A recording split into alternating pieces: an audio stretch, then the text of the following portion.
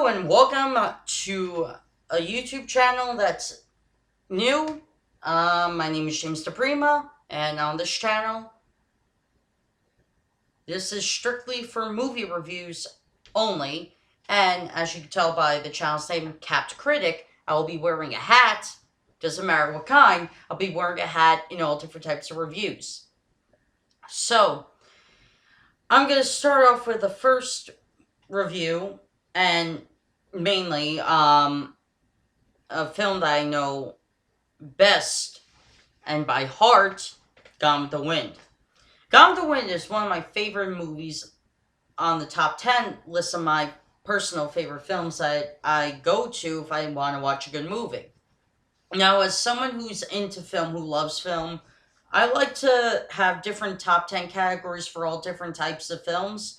Like, I'll have top 10 lists for drama, top 10 lists for romantic movies, I'll have top 10 lists for comedies. I have a lot of lists. But my all-time favorite films, I have, doesn't matter which genre they're from, they're on my personal top 10 list. And on my personal top 10 list, number one spot is shared with Casablanca, is also Gone with the Wind. Now, Gone with the Wind is based on Margaret Mitchell's 20th century book that talks about the 19th century during the Old South, before the Civil War and after the Civil War. Now, as someone who really likes character development and original story, it doesn't matter how many times I watch this movie. I'm so enchanted with the story, even though I disagree with slavery. I mean, who would agree that slavery was a great thing that happened? Oh yeah, Hillbilly Hicks from the South. But there's no Hillbilly Hicks in this movie, by any means.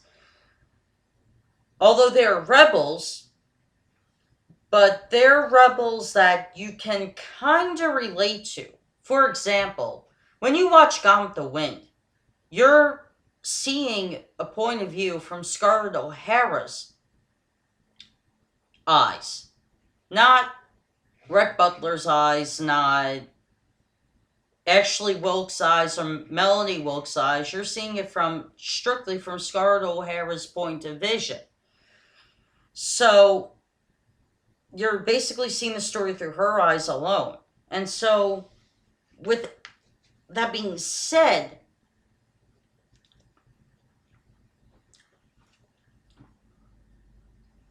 how do you know what's real and what's fantasy in Scarlett O'Hara's world? Well, and that's a little easy to determine. Pre-war, young teenage Scarlett O'Hara has this girlish, free mentality that there's going to be no war, that life is dandelions and roses, and then after the war, as a 20-some-odd-year-old woman, she gains a little more perspective on life and realizes that life is difficult and tough shit. You have to trudge through it. And so she's a very strong-willed character right from the beginning. But she becomes more strong-willed towards the end of the movie. And even in the middle of the movie, she's strong-willed.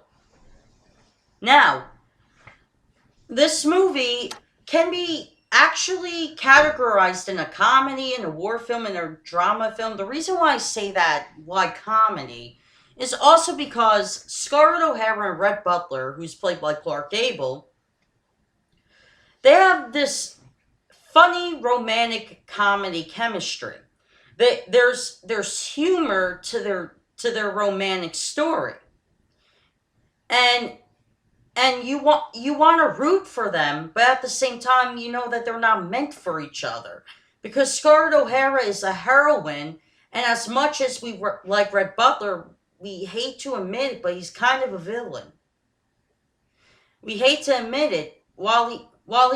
He's a villain that does good things for good causes, but in the end, he's really a villain. Because who's more the perpetuant child towards the end of the movie? Rhett Butler.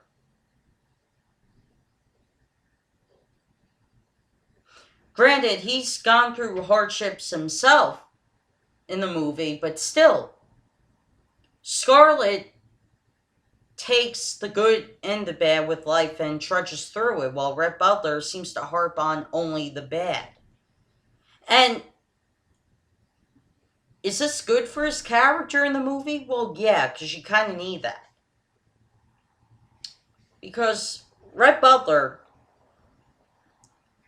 he hates to admit it in the movie, but he doesn't like the South changing from the old South to the new South. He hates to admit it, but he doesn't like that change. While Scarlett O'Hara doesn't appreciate the change either, but she can adapt fairly quickly. And it's interesting with those two characters alone. Those are the two main characters. Now there's supporting characters, Ashley Wilkes and Melanie Hamilton, Melanie Wilkes. Now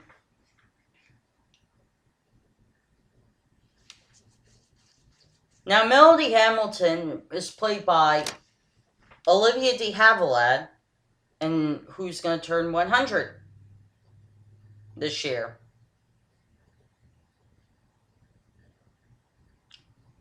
Yep, 100.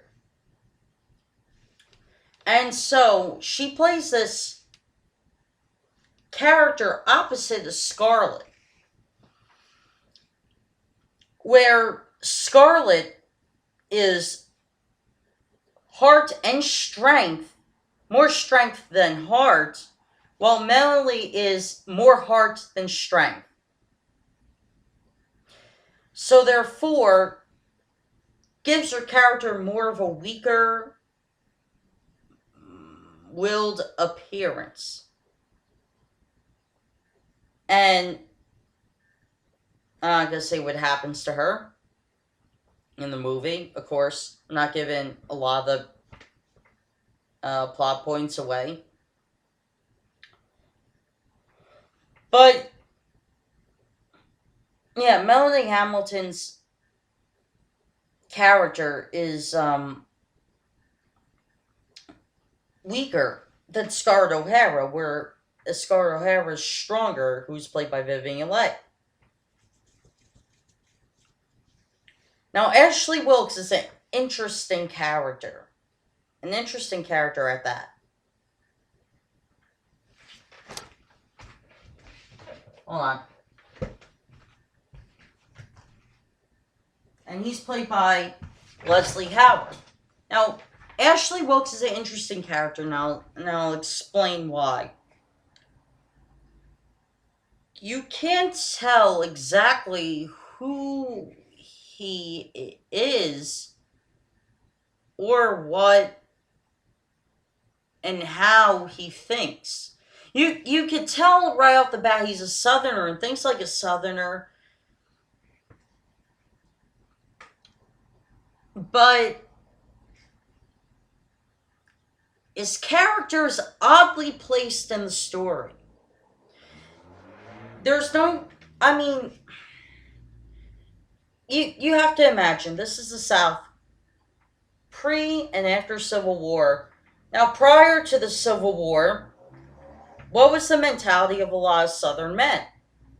War with the North, right? Well, in the movie and in the book, no. He's more the peacemaker instead of troublemaker. While Rhett Butler is on purposely a troublemaker for a good cause. And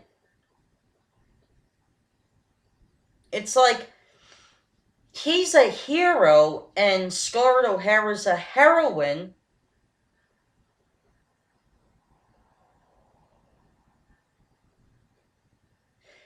but yet Melanie Hamilton's like the weakest character out of the four main characters, but she's one of the nicest characters compared to Scarlett O'Hara, but yet Ashley Wilkes is much nicer than Rhett Butler,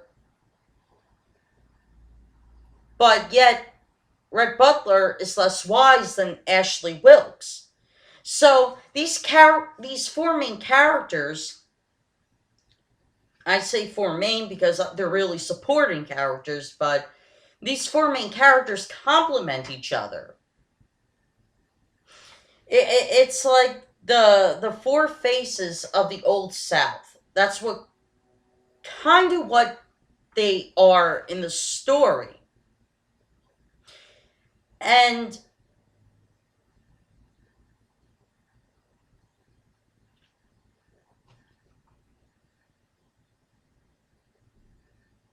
they have this interconnected part to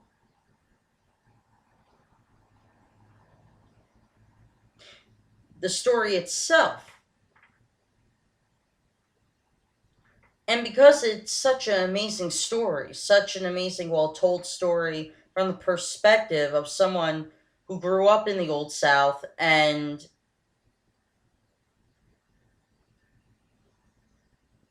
seen it change rapidly,